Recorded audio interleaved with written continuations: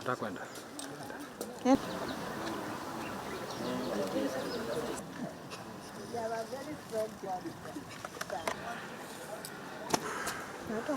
Go through those phases: obscurity, of being resolute, admirably.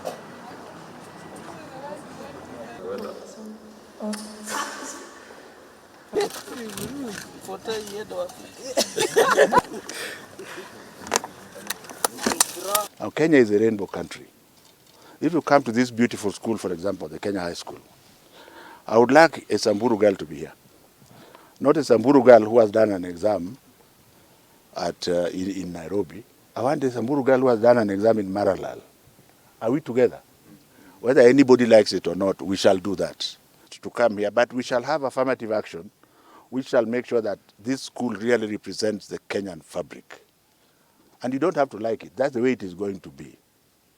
And we shall be fair.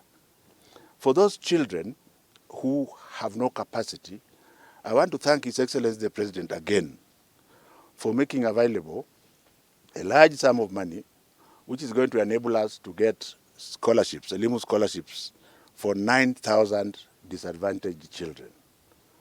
4,000 of those children will come from urban slums, like the ones in Nyeri. I've been to all of them.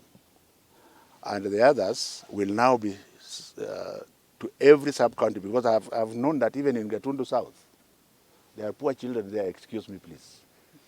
There are poor children there. Even in my village, there are very poor children there. What we shall make sure is done is to ensure that we get the right candidates for this position. So you'll see me in the field going to check. And this is something that we should be very, very happy about. This could be out, if we are lucky, maybe Monday or Tuesday.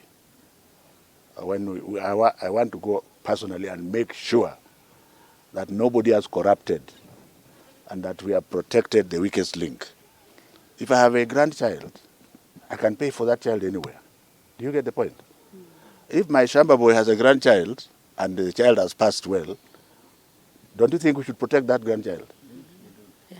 And that's what my brief has been.